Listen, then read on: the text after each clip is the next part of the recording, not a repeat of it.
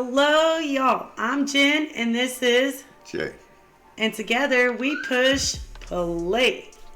Today we are doing a highly requested video for us to react to, and that is Mr. Ballen's. He experienced the worst medical screw up ever. Mature audiences only. Real quick, we are a reaction channel. So if you want to watch Mr. Ballen's video uninterrupted, the link will be in the description below. The purpose of our reaction channel is so that you guys can see our reactions to this video. So if you're not interested in that, go ahead, go to the link down below and watch the original content. And then after you watch it and you want to see our response or our reactions to this video, then come back and enjoy. Let's get started. Sometimes the truth is stranger than fiction, and today we're going to look at 3 stories that demonstrate that. But before we get into today's stories, if you're a fan of the strange, dark, and mysterious delivered in story format, then you've come to the right place, because that's all we do, and we upload once or twice every week. So if that's of interest to you, please offer to make the like button a nice oregano grilled cheese, but instead of using oregano, use ground up poison ivy. Also, please subscribe to our channel and turn on all notifications so you don't miss any of our weekly uploads. All right, let's get into today's stories.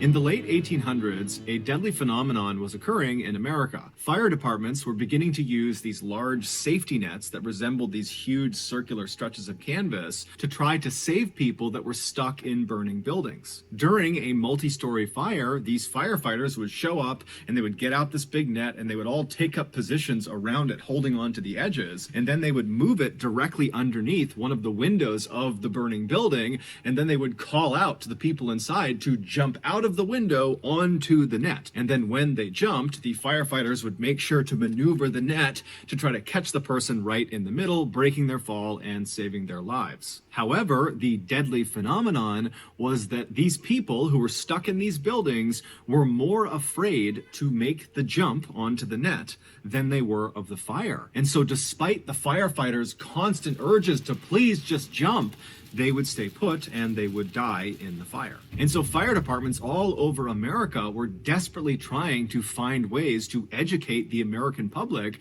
about the relative safety of these nets, that certainly making this jump is a better bet than staying in an actively burning building. But despite their efforts, Americans were still staying put in these buildings and dying unnecessarily.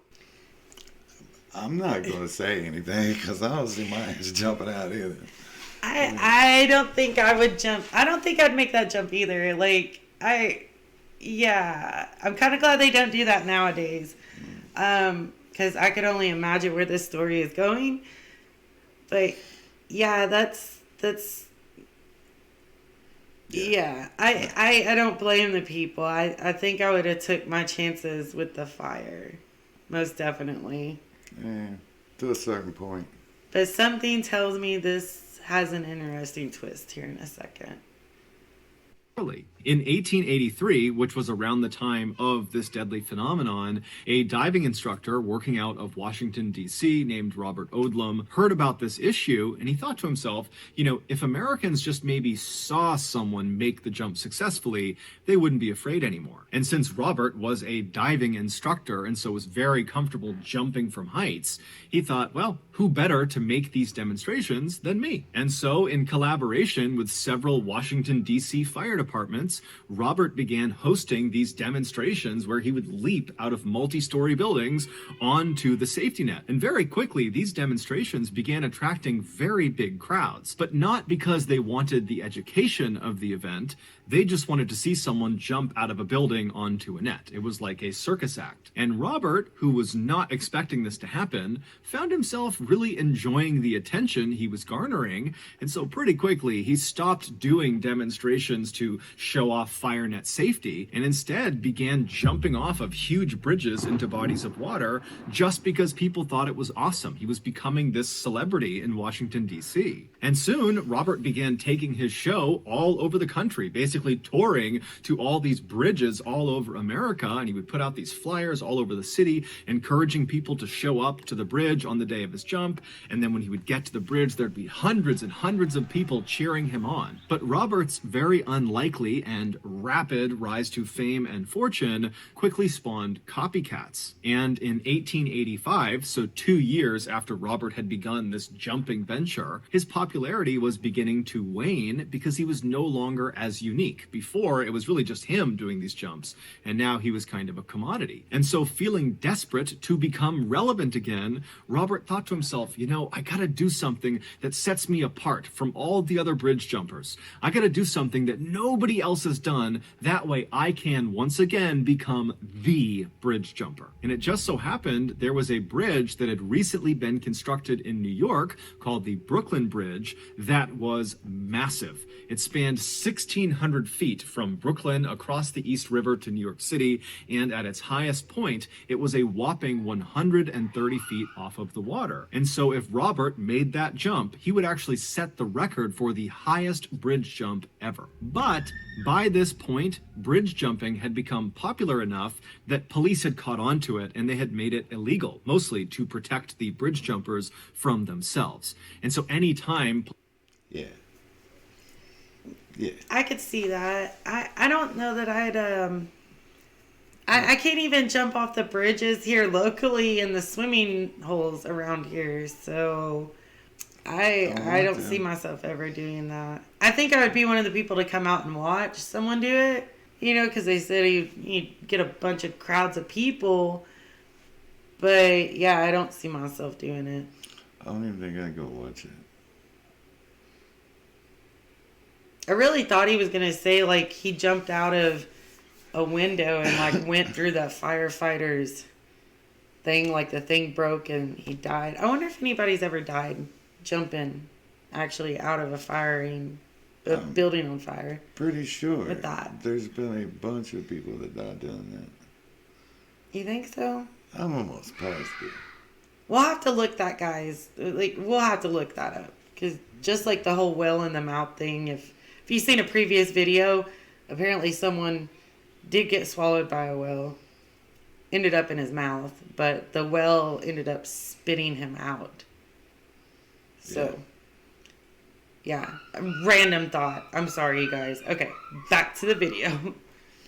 Police saw advertisements for an upcoming bridge jump, they would show up to the location on the day of the jump in force, and they would stop the jumper from jumping. And so Robert knew this, but he still needed to get the word out about this big Brooklyn Bridge jump.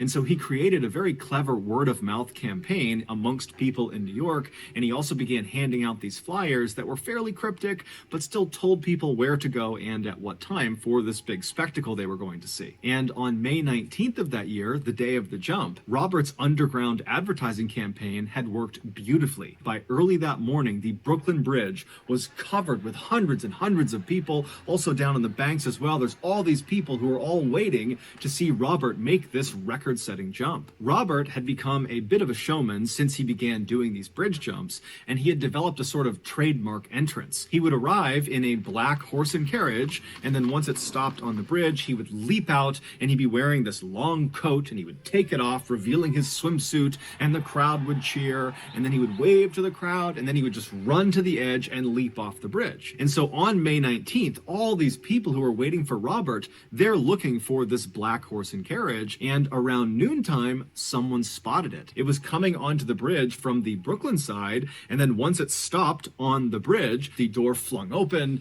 and Robert leapt out in his big coat. He ripped his coat off, revealing his swimsuit. The crowd was going wild. Everyone was so pumped about this. He's waving and getting ready, and he starts running to the railing to make this jump, and before he jumps, the police swarm him and arrest him.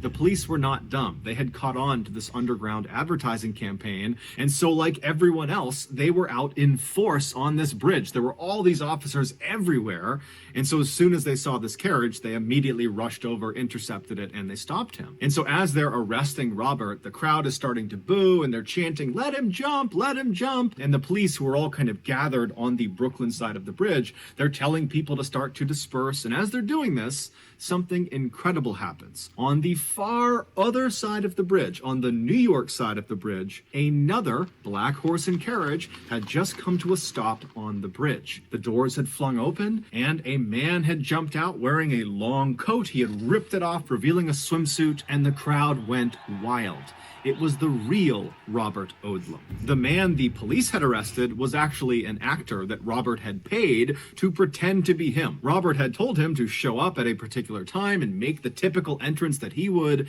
in order to suck all the police to that side of the bridge and then walk. That's kind of genius. That was clever. Yeah, that was really clever for him to do that. Oh my gosh, that's crazy. Okay. While that was happening, Robert would show up and have enough time and space to make the jump, and his plan had worked perfectly. And so the police, who are on the Brooklyn side, they see this happening, and they realize there's no way they can run all the way across the bridge and stop Robert before he makes the jump. And so, like everyone else, they just kind of walked to the railing and they watched. And so the real Robert, after revealing his swimsuit, he waved to the crowd, he's smiling, everyone's going crazy, and he runs over to the railing, he climbs onto the other side, and he's looking out over the water, and he gives one more wave to everyone down below in boats and on the banks and on the sides of the bridge, and everyone's going crazy, and then he jumps. Onlookers would later say that at first his jump was perfect. As soon as he leapt off the bridge, like he always did, he put his right arm straight over his head and he tucked his left arm by his side. This allowed him to stay in an upright vertical position as he fell. But just a second into his fall, a strong gust of wind blew Robert off his axis, and suddenly he was falling on his side. Now, it's important to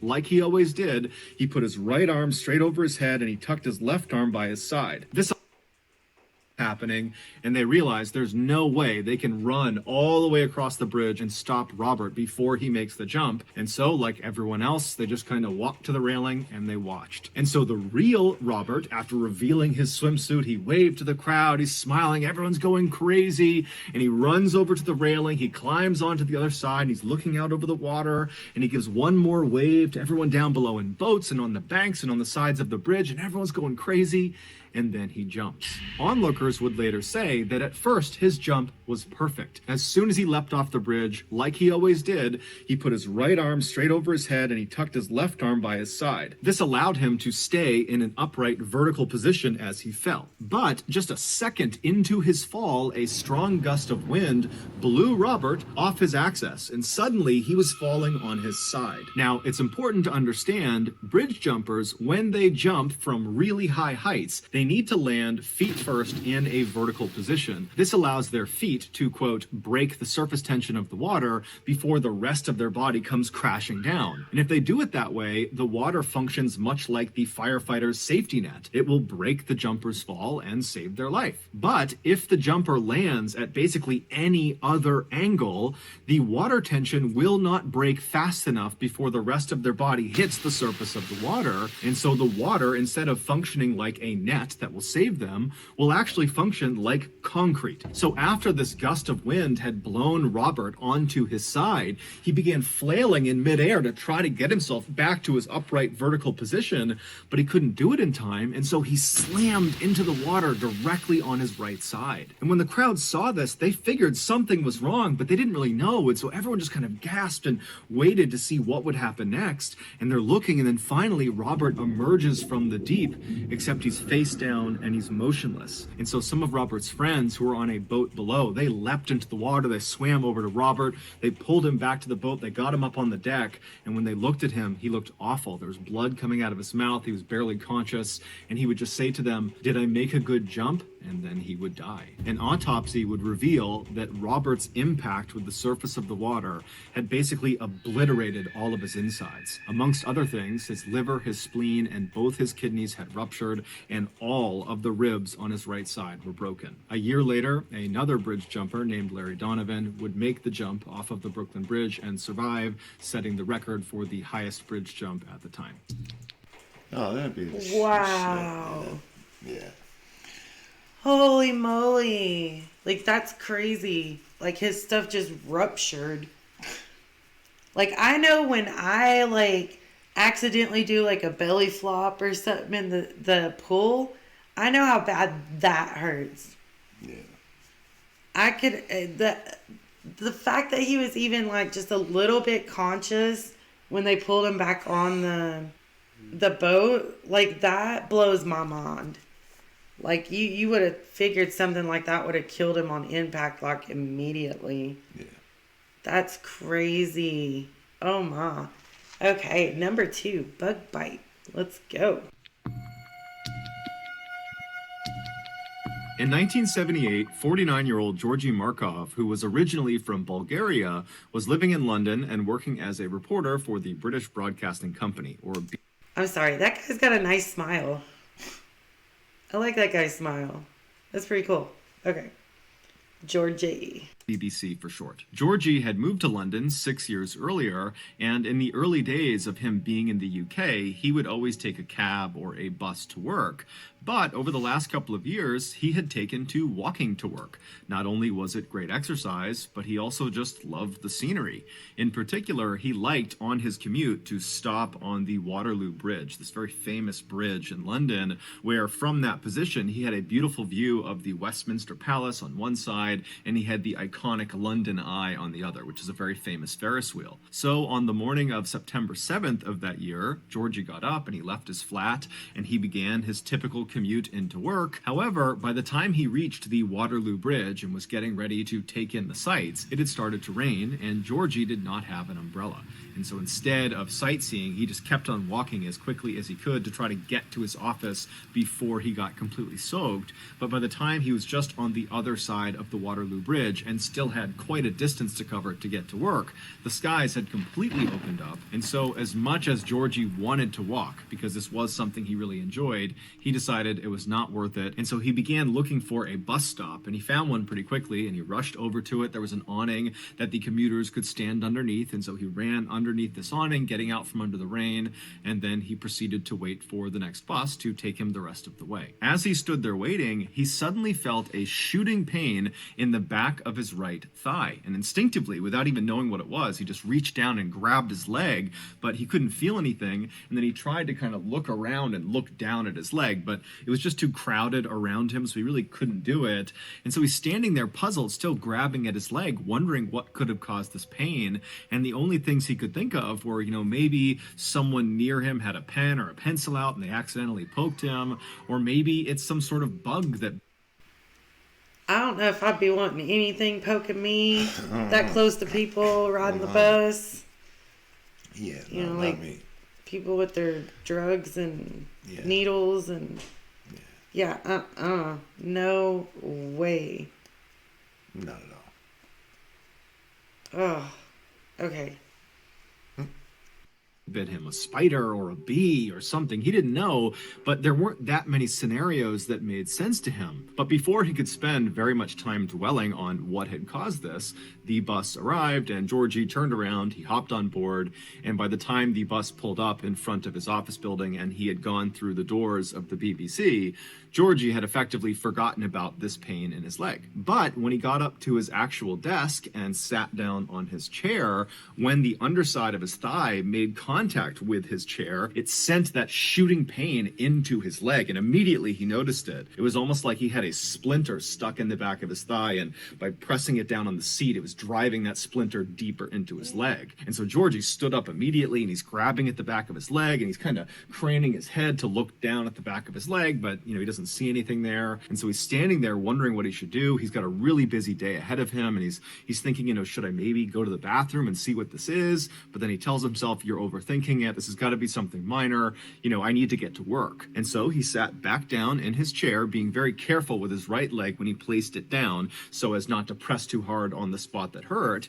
And then he just got to work. And over the course of several hours, even though he knew there was kind of a dull, aching pain in the back of his leg, he mostly forgot about it. He was just doing his job. But by the second half of the day, in the early afternoon, the pain in his leg had become so excruciating that Georgie was literally gritting his teeth and sweating profusely in order to try to ignore the pain.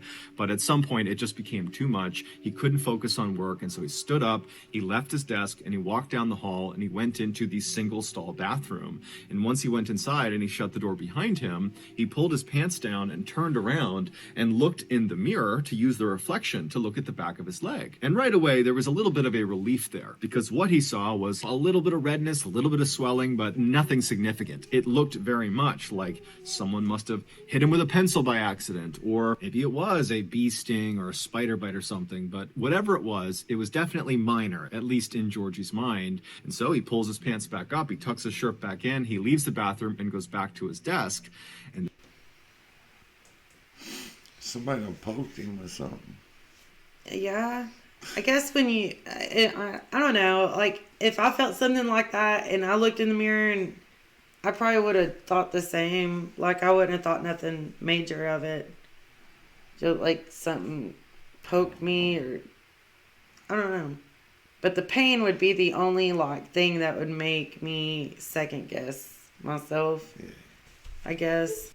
then he sits down, and despite this intense pain in his leg, he's convinced himself it's no big deal, and so he just kind of grits his way through the rest of his workday. When he finally got home again and walked through the door, Georgie's wife looked at him and was like, "What's wrong with you?" He was so pale, he was sweating profusely, he looked awful, and so he told her about what had happened with his leg, and he was still trying to kind of write it off, but she told him, "Georgie, you are sick, there's something wrong, we have to go to the hospital right now." And so at this point, Georgie was miserable, and so he agreed to go. And so the pair, they made their way over to the emergency room at the hospital. They go inside, and a doctor pulled Georgie into an exam room and said, "Okay, tell me what's going on, why are you here?" And Georgie would explain how in his morning commute, he had stopped at this bus stop and then felt this shooting pain. And then he told the doctor, "I'm pretty convinced this is someone who might have accidentally jabbed me with a pen or a pencil, or it's a bug bite, a spider bite. I don't know what it is, but I'm convinced it's something minor." And so the doctor, he hears this, and he asks Georgie to stand up, pull his pants down so the doctor can get a look at the site. And so Georgie does. He gets up, he drops his pants, and then as the doctor bends down and begins looking at the back of his thigh, Georgie kind of turns around and looks down, and he's shocked at what he sees. Even though he does not have a full view of the back of his leg, it's obvious that the swelling and redness on the back of his leg has grown exponentially. It looks totally horrible. And so after a couple of minutes of the doctor looking at the back of his leg, the doctor stands up and looks puzzled and tells Georgie, "Hold on a minute, I need somebody else to get a look at this." And so the doctor goes out into the main hall, he comes back. That's never a good sign when a doctor's like, "I need a second opinion now." No. That's scary. Oh boy. Okay.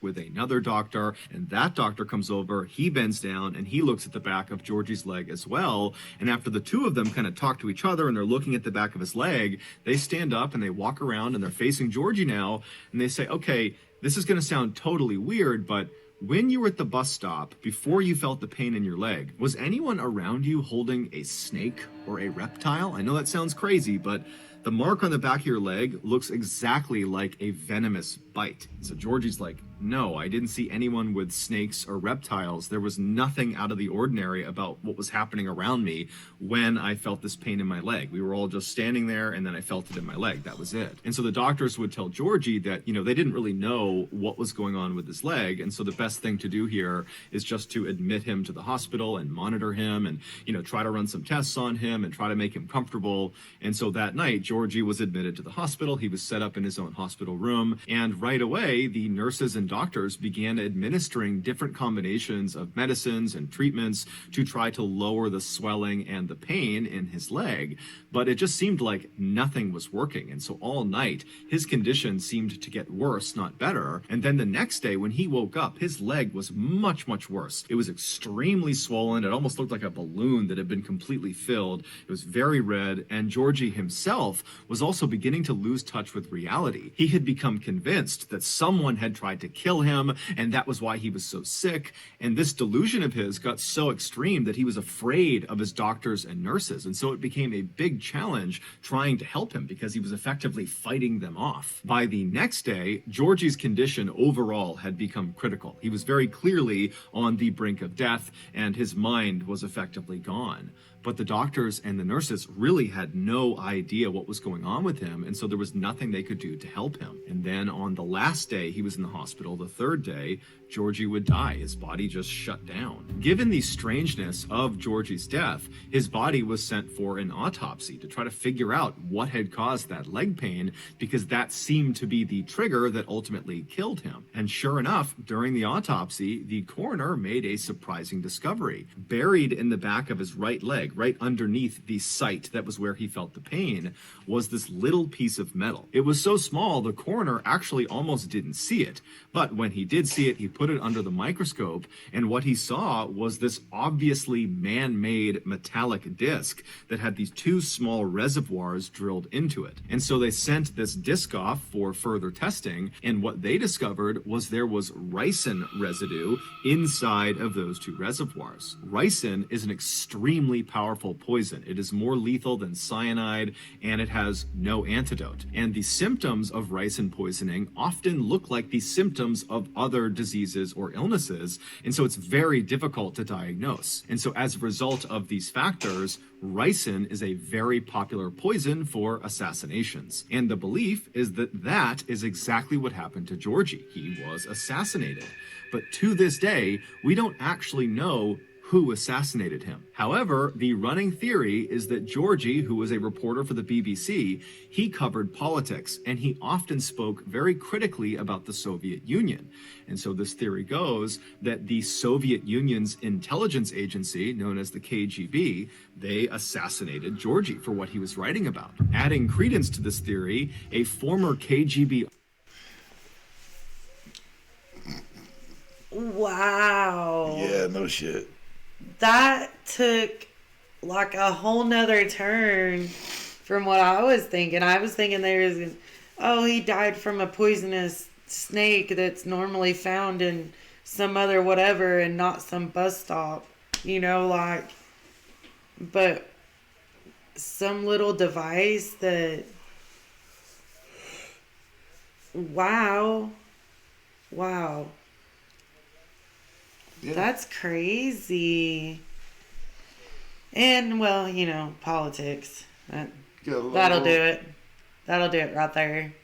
Them things, Things are bad for you. Getting into politics, it's a dangerous, yeah. That's crazy. I didn't know he was a news reporter. I think he said that, though, in the beginning of the story. I missed it. Journalist. Oops. Okay. Wow. That's insane.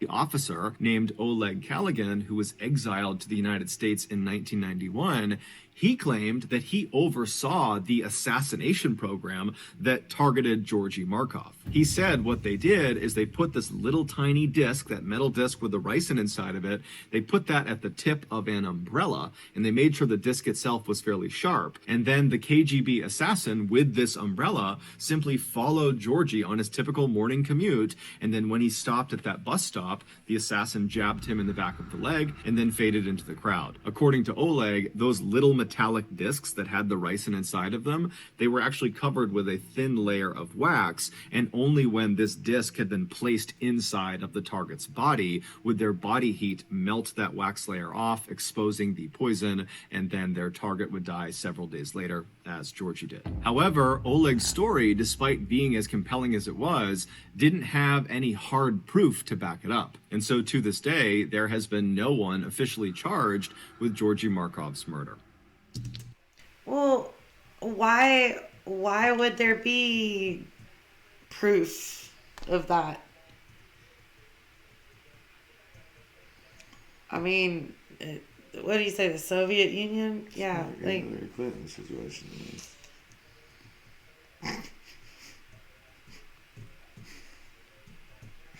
okay.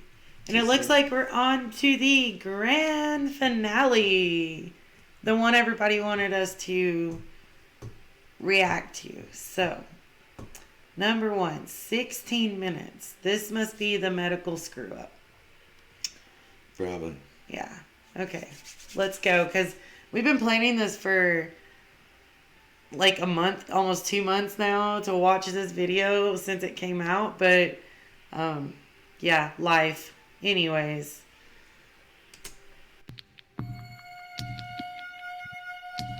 In 2006, 73-year-old Sherman Sizemore was the definition of a man's man. He had spent the bulk of his adult life doing one of the most dangerous jobs in the world, mining for coal in West Virginia. And while he was a coal miner, he apparently had lost track of the amount of times he had nearly been killed from mine shaft collapse and gas leaks. Later on in life, after his kids had all grown up, he had retired from coal mining and become an ordained Baptist minister. And despite his harrowing backstory and burly, intimidating appearance, he was known to be incredibly gentle and very calming to his parishioners. He was also known to be an incredibly devoted grandfather, to the point where if there was a chance to spend time with his grandkids, he would basically throw all of his responsibilities out the window to do that. But in January of that year, something changed in Sherman. He went from being this pillar in the community to being a deranged, paranoid lunatic. It all started on the afternoon of January 19th. Sherman and his wife Ruby were sitting in their home alone on the couch, just kind of doing their own things, when suddenly, out of the blue, Sherman just starts screaming as if he sees something in front of him that's terrifying him, and his scream startled Ruby so that she started screaming, and so she looks at her husband, and he's still just looking straight out ahead. He's terrified of something in front of him, and so Ruby looks from him to where he's looking, and there's nothing there. And Great. Wow. Okay. Yeah, I think Drugs? I wouldn't. Yeah, that would be my first thought. Would, like, if that were you doing something like that, I would probably wonder who slipped something in your food or something, or what'd you drink? You know, what happened? It would scare me, probably, honestly. Probably. All the ghosts and paranormal and just weird stuff in life that goes on. But if you just started screaming out of the blue one day, it would probably scare me, honestly. Especially with that face he just showed in that picture. Oh my gosh. Ugh, okay. It's just liberal. Just saying.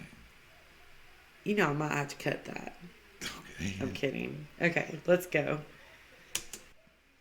And so she turns back to her husband and she's like, "What's going on? What are you screaming for? What are you so scared of?" But Sherman wasn't able to speak. After he stopped screaming, he just continued to look straight out as if whatever had terrified him had him in this trance where he couldn't look away. And so his eyes are wide, his mouth is open, his face is going white, he's starting to sweat, and Ruby's starting to panic. She has no idea what's happening with him. And so eventually she just holds on to him and says, "Come back to me, come back to me." And Sherman at some point he kind of broke out of his trance and he looked at his wife and he just says, "You can't leave me or they'll kill me." Ruby has never seen behavior like this in her husband ever. This is a completely different person she's interacting with, and so she has no idea what to do. And so instead, she just kind of holds on to Sherman and prays that he doesn't start acting like that again. But that didn't happen. All day long, periodically, he would just start screaming about something that Ruby couldn't see. Now, Ruby did consider calling 911 and getting medics out there, but his behavior was so unusual, and he was normally such a rock who was so competent,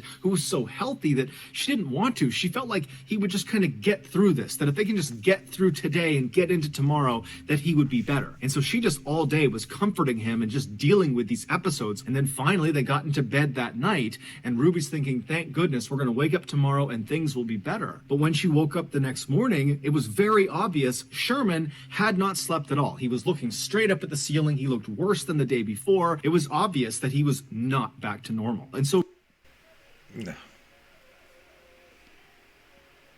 That would freak me out, okay? If you Psych started doing meds. some stuff like this, that would freak me out. Bath salts or some shit. You think so? You think you got out of something? I don't know what the fuck it was. It was good, whatever it was. Jeez.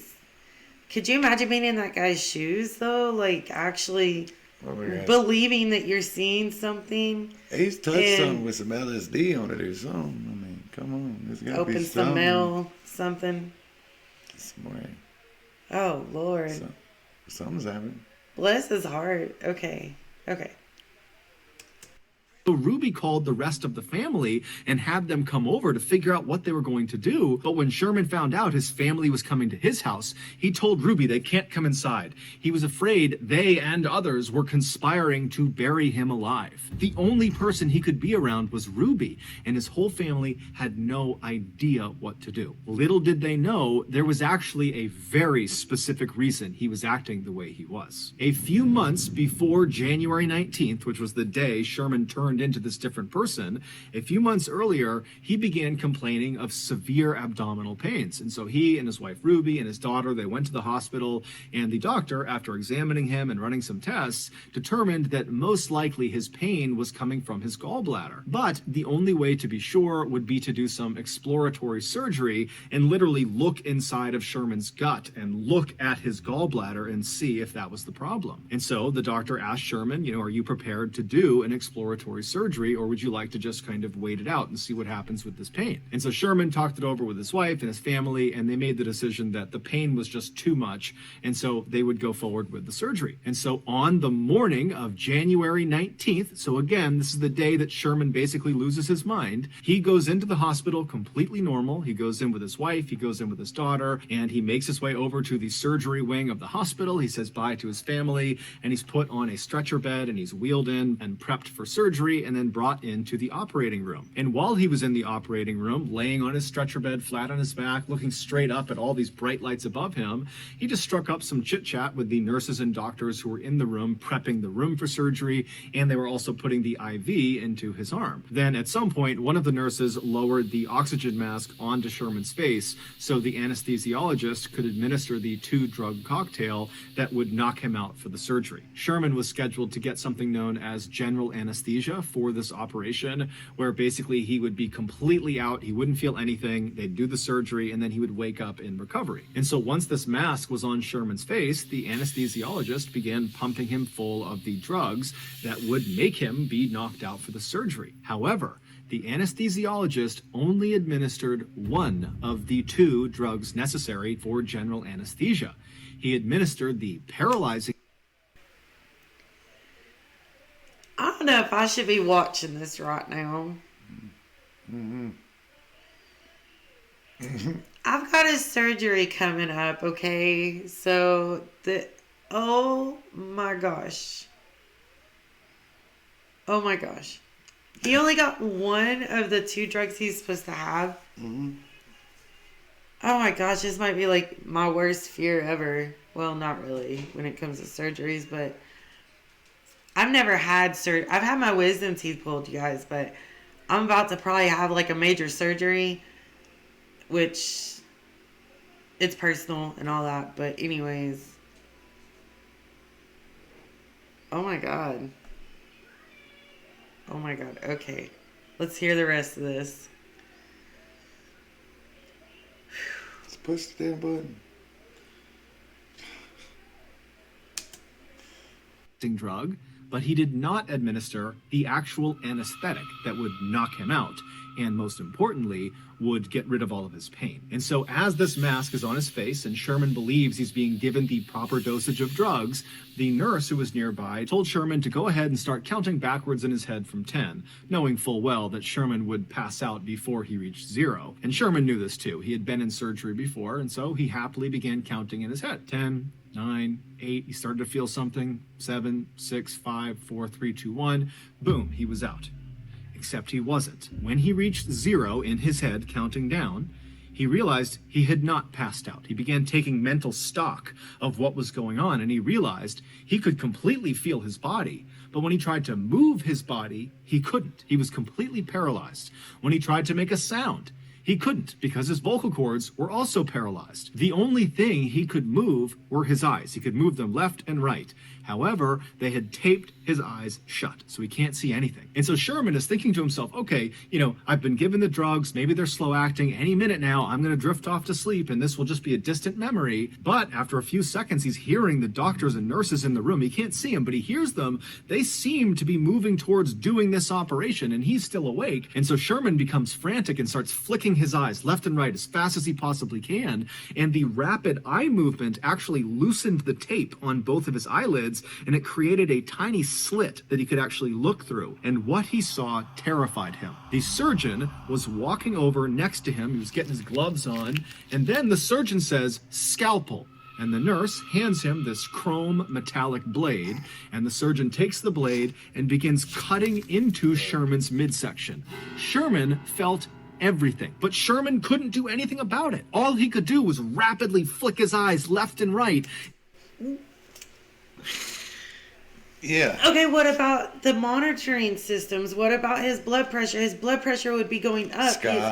Like, things would be like freaking out. Were they not paying attention? Like, oh my gosh, there are things in place to let the doctor know that he's feeling these things. Yeah.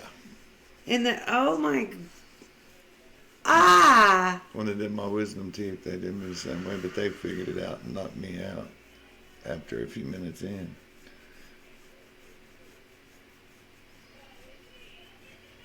It's crazy.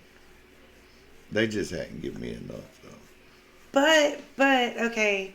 What I don't understand is, how is this leading to his mental issues now? Like, that's I'm kind of wondering, like, I could understand being, like, having, like, he witnessed somebody cutting him open and shit. Like, I mean, come on. Disorder and stuff, but you would think he would have wanted to, like, hire an attorney afterwards, and I don't know, like, I'm kind of curious how this ends and how it progressed the way it did, because I'm in shock right now. Like, oh my gosh. Okay. Yeah, okay. Let's see how this yeah. Yeah. Push a button. In hopes one of them would see that he was awake, that he was feeling this. But no one was paying attention to his face, so they didn't see his eyes moving around. And so the surgeon continued to cut into his midsection until he had cut out a fairly significantly sized hole, at which point the surgeon hands the scalpel to the nurse and says, "Clamps," at which point the nurse hands him what looks like a torture device, and the surgeon proceeds to use these clamps to pin segments of Sherman's skin that has just been cut open to his body to basically keep the hole open. And then the surgeon began tugging on the outsides of this hole in Sherman's midsection, making sure it was big enough that he could actually get a good look into his body. And every little tug is sending lightning bolts of pain into Sherman's body. But again, all he can do is flick his eyes left and right, and no one's paying attention. Scope, the surgeon called out for, and the nurse handed him a camera that he jammed into Sherman's gut. And then the surgeon said, "Suction," and the nurse got what looked like a vacuum and pressed it inside of this open wound and began sucking out fluids from his body. The pain Sherman was experiencing is unimaginable. Every second felt like an eternity. Forceps, the surgeon called, and the nurse handed him these metal prongs that he put inside of this hole in Sherman's body, and he used them to dislodge his gallbladder so he could get a better look at it. By this point, Sherman wanted to die. He was no longer... Poor some shit. Like Mr. Ballen's done the surgery. No, he's just researched the story, like, hardcore. Definitely all into it, I give it that. The sound effects are making it way more, like, intense and, like, creepy.